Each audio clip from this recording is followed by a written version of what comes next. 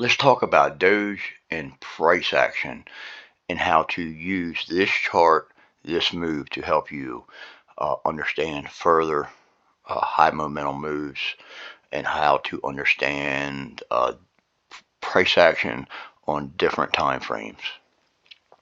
So like I've said many times, I basically learned to trade by reverse engineering charts. And this is exactly what I did was I would find these big moves and I would look into, I would go right to the 1 minute chart and be like, oh, what does it look like? What did it do? In this case, you can see several flags. Let's go to the 5. So if you were trying to trade this, you can see places where when it started pushing up, how it flagged in, then it pulled back. And this is basically a shorter time frame. You actually, textbook inverted scallops go, you're looking for inverted scallops on higher time frames. I use them a lot, talked about them, but that's basically what you got here. You're cooling off, come in, tested your 50 on your 5 and was able to respect the 50, flagged on the 50 and started to push up here. But, so got this big move up. You can see how your MACD started to cool off, signaling that the run was over. Price held in well as the MACD died off. So that's a good sign right there, seeing that MACD. And like I say, we're on the 5, but that's a good sign, seeing the price hold in so well with the MACD cooling off. You can see we into the 50, respected the 50, and a nice push up. So if you look out to another time frame, you can see just about the same time. It was almost vertical here, flagging back in. In this case, we come in on the 15, respected the 20. We didn't get as the MACD did not cool off as much on the 15, but you can see we did cross, letting you know that the initial push was over. And there's nothing wrong with staying in this trade. For me, I've talked about this a lot, is I'm looking to get out here and then get in here. I say if we go up, especially with options, if you go up 100% and you pull back 40% to go up, another 60%, so you would be 120. I want my 100 here, and then I'll get in and ride this 40 here instead of letting it pull back, just the way I trade. And like I say, that was all examples. No real numbers, obviously. We're not trading options right now. But going out to the hour, you can see how we flagged in. You can see how your MACD looked there. And you can look at, certain candles. Once again, you go into your daily and be like, all that happened in that one candle. But you can go in to your time frames and be like, all right, let's zoom this out a little bit.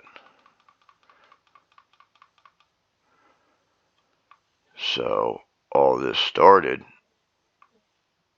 down here. All right.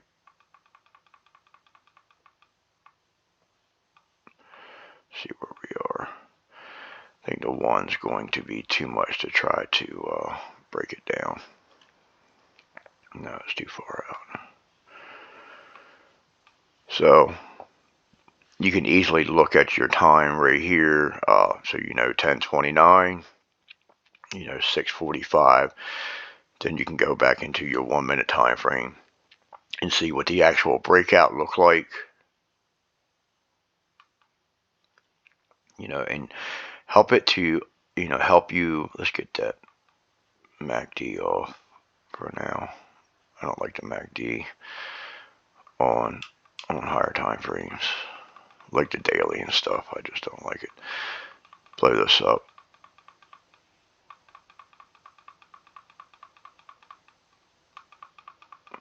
But so you missed the initial move. So, take some time and study the flag, what it looked like, what it was doing when it flagged into your 9 here on your higher time frames. See what that looks like. So we're flagging into the 9 here. You got 10:29, 12:30. Let's go to the 5. So what did we look like at 10:29, 12:30?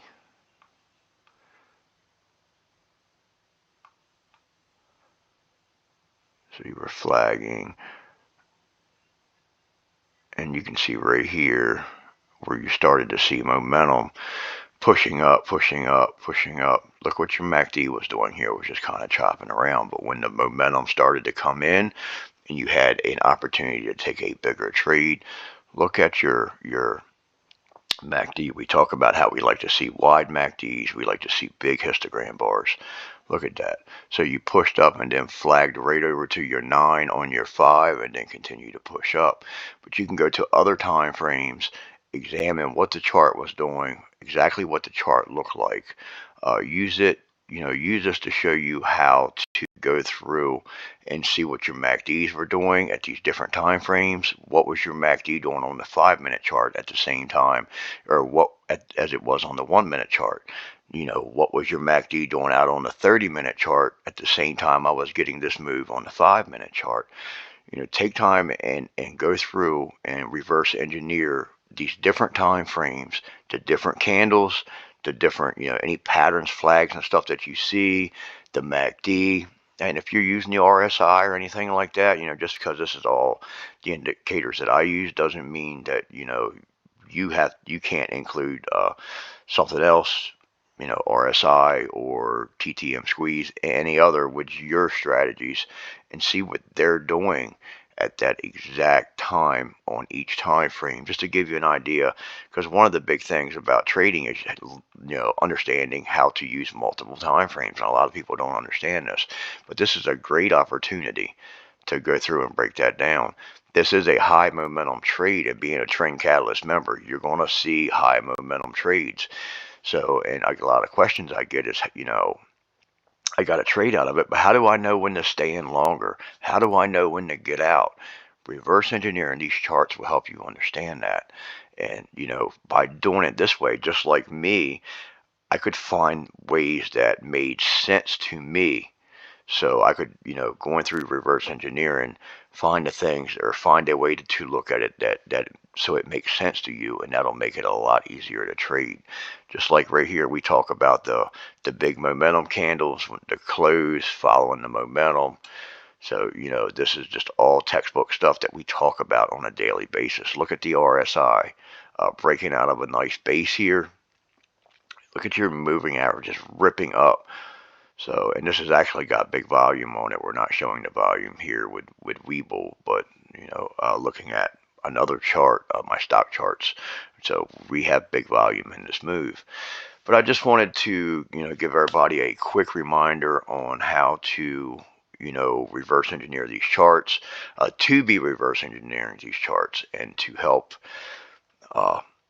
you understand multiple time frames. There's so much information in these moves, especially when you trade high momentum moves all the time.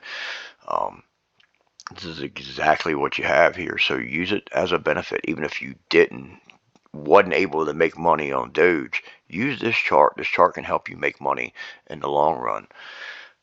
Hope everybody's having a great weekend, and please remember that discipline is the key. Self-control and discipline is the key to your success in trading. Have a great night.